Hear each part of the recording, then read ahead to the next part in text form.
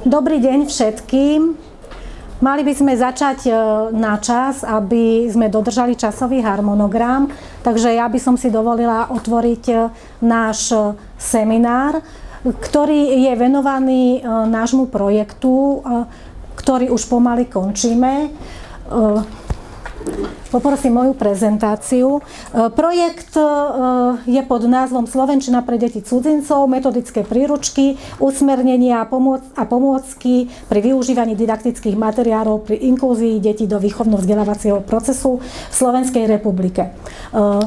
Tento náš seminár sme sa rozhodli koncipovať tak, že to, čo nám vyplýva úloha z projektu, sme na tomto seminári fyzicky prítomní všetci partneri projektu, ale rozhodli sme sa, že umožníme výsledky projektu, budeme prezentovať pre širokú verejnosť odbornú. Takže máme tu aj pripojené, dnes by mali byť pripojené materské školy.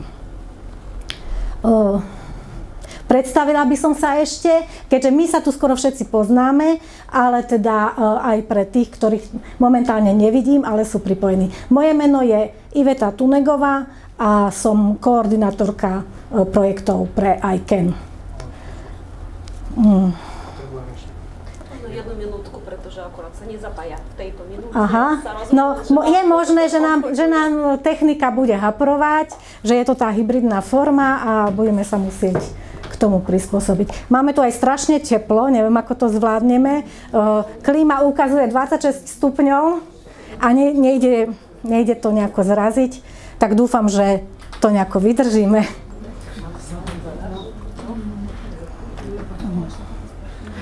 Nejde spustiť tá prezentácia? Nejde. Lebo však bolo. Ale bude to. Bude to, dobre. No, kým bude prezentácia spustená, ja budem pokračovať tým, že teda vítam tu prítomných partnerov z projektu, ktorými sú, predstavím ich zároveň aj našim počúvajúcim kolegom. A sú to vzdelávacie centrá zahraničné z Paríža, Petit Slavík, potom z Birminghamu, Czech and Slovak Club, a z Dublinu, z Írska, vzdelávacie centrum, ktorí s nami spolupracovali na už ukončenom projekte, ktorého výsledkom sú učebné materiály, učebnice, pracovné zošity, ktoré vidíte na stole. A verím, že ich všetci poznáte, nielen teda vy, fyzicky prítomní, ale hlavne tí kolegovia, ktorí sa pripojili a ktorí teda s nimi veríme, že pracujú. Tento projekt, ktorý na ne nadväzuje a ktorého by sa mal týkať tento seminár, však bude pojednávať o výstupoch projektu, a to o metodických hlavne príručkách a o ďalších doplnkových materiáloch učebných, ktoré by sme si teda v skratke predstavili. Ja som tú svoju prezentáciu vlastne poňala tak, že nechcem nejako veľa hovoriť, ale keďže vy, ktorí ste tu prítomní, väčšinou viete, o čom i tento projekt je, tak ale potrebujete, a preto ste sem aj prileteli, nové informácie, kam sme sa posunuli v tom projekte, čo nás ešte čaká a čo chceme v tom zvyšnom čase, ktorý nám zostáva, ešte urobiť. Takže budem informovať veľmi stručne aj o tomto, ale zároveň pre pripojených partnerov by som chcela predstaviť tie výstupy projektu, aby vedeli, na čo sa majú tešiť a čo k učebniciam vlastne pre nich pripravujeme. Takže kým sa podarí spustiť moju prezentáciu, tak poviem teda bez nej. Hlavné výstupy projektu, na ktorom pracujeme 2 roky a bude ukončený za 4 mesiace, čiže už neostáva nám veľmi dlhá doba. A hlavné výstupy tohto projektu sú metodické príručky k učebnici AHA Slovenčina, potom metodická príručka k pracovnému zošitu pre materské školy Svet okolo nás po slovensky. Ďalej sú to doplnkové učebné materiály, ktoré vznikali pod gesciou nášho partnera z NIVAM, ktorého som nepredstavila a predstavujem ich týmto teraz. Je to náš ďalší partner, ktorý pracoval aj na prvom projekte, aj na druhom projekte a práve tieto obrázkové karty, ktoré sú kompatibilné s učebnicami a s pracovnými zošitmi, sú ich dielom. A ďalej prekladový slovník, ktorý sa doplňa o ďalšie jazykové verzie. Takže to sú také hlavné výstupy. Aha, už to máme. No a potom ešte taký najmenší výstup je metodické odporúčania, učebné osnovy a učebný plán, ktoré majú byť naviazané na učebnicu AHA Slovenčina a my sme ich tak rozdelili, že každý z partnerov pracuje na tej časti, ktorá sa týka jeho, čiže my ako pre metodické odporúčania a učebné plány pre jazykové školy, NIVAM pre základný rozširujúci kurz v základných školách a vzdelávacie centrá pre slovenčinu, ktorú oni vyučujú v centrách.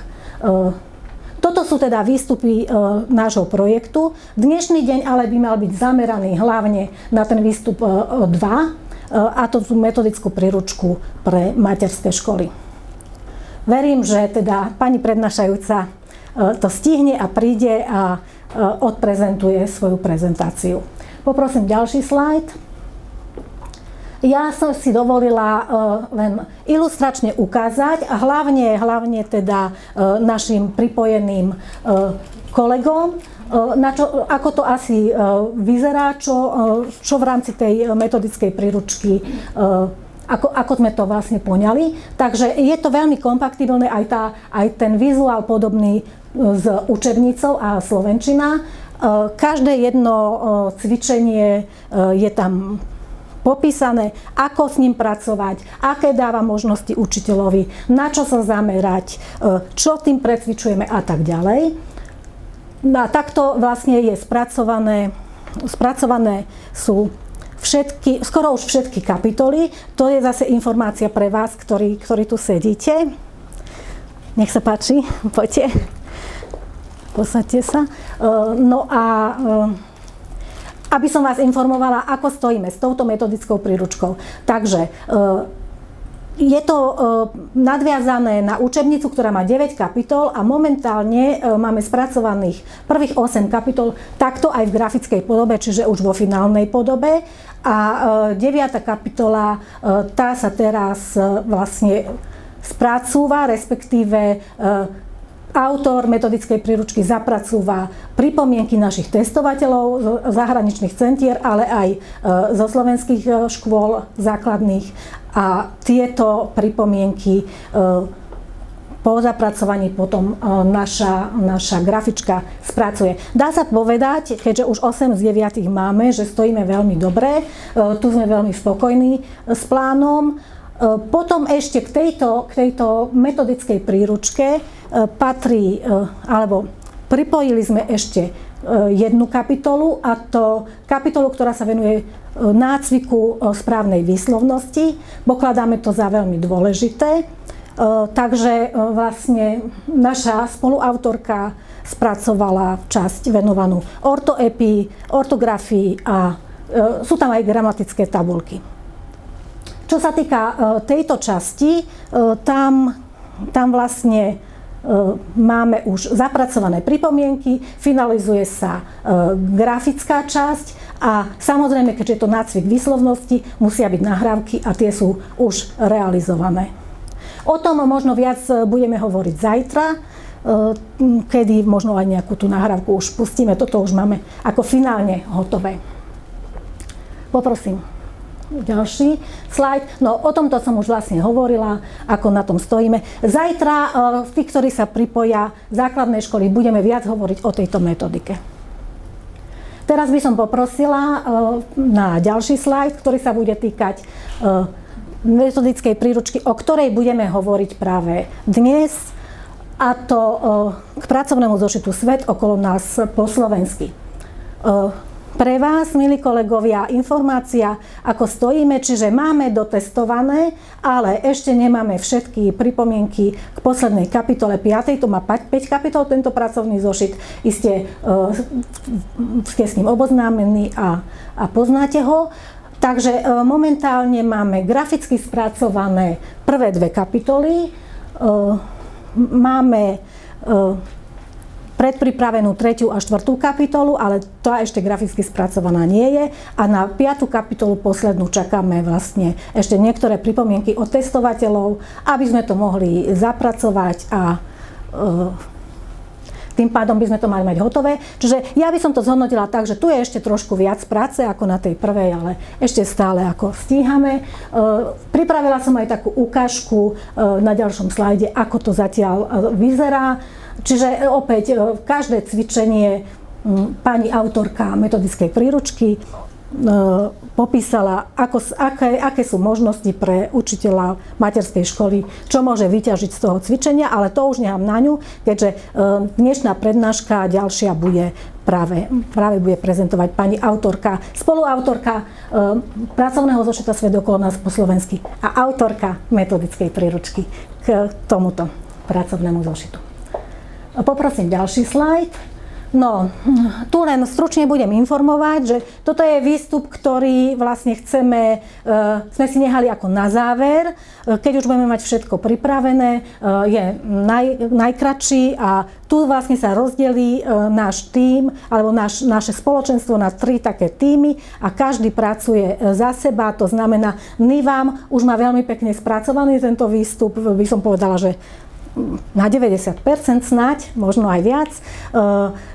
A z pohľadu základného a rozširujúceho kurzu v základných školách. Malo by to byť naviazané vlastne tento výstup, metodické odporúčania, učebné plány, učebné osnovy práve na AHA slovenčinu, čiže pre základné školy. A týka sa to riaditelia základných škôl, ktorí zajtra budú pripojení, tak vlastne bude to pre nich veľká pomôcka, pretože zatiaľ majú v rukách učebnicu, ale už budú mať aj metodiku za 4 mesiace a budú mať aj nejaký koncept, plán, na koľko hodín bola postavená tá učebnica, teda v kurze, ako dlho im bude trvať, kým preberú, alebo aby sa vedeli učitelia orientovať, že aha, dokedy mám stihnúť 3. kapitolu, 4., 5. alebo tak ďalej. Takže my na tomto pracujeme a využijeme tento náš čas dnes a zajtra spolu s partnermi, aby sme si dotiahli nejaké veci a aby sme to všetko stihli. Prešla by som k posledným 2 výstupom. Tie nekoordinuje ICANN, ale koordinuje ich NIVAM.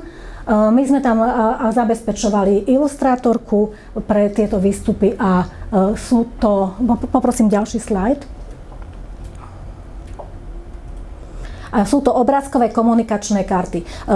Opäť o týchto kartách nechcem veľa hovoriť, pretože bude o nich rozprávať v ďalšej prezentácii partner z NIVAM, ktorí priamo ich tvorili a realizovali. Povedala by som len, že z nášho pohľadu ako koordinátora celého projektu vidíme v tom veľký potenciál a možnosti pre učiteľov, a to jednak aj materských škôl, preto dávam do pozornosti aj tým, ktorí sú pripojení, ale aj základných škôl, pretože je to kompatibilné. Snažili sme sa, aby to bolo kompatibilné. Aj s učebnicou AHA, aj s pracovným zošitom Svet okolo nás po slovensky.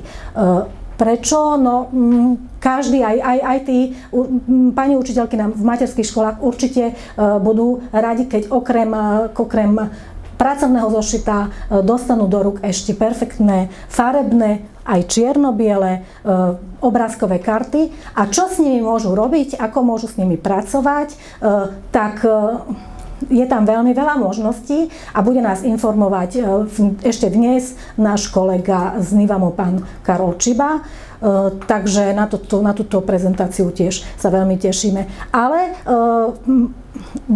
to ma tiež veľmi milo prekvapili partneri, že spracovali obsiahlú metodickú príručku, ktorá už je taktiež, by som povedala, že hotová na 99%, možno, že už aj na 100%, ktorá sa týka vlastne tohto materiálu doplnkového učebného a možnosti využitia. Takže to je perfektné. A ešte som vlastne nepovedala, že všetky tieto výstupy za 4 mesiace najneskôr, tak v marci už nájdete v online podobe na našej stránke, plus obrázkové karty aj v tlačenej podobe, takže budú sa dať zakúpiť.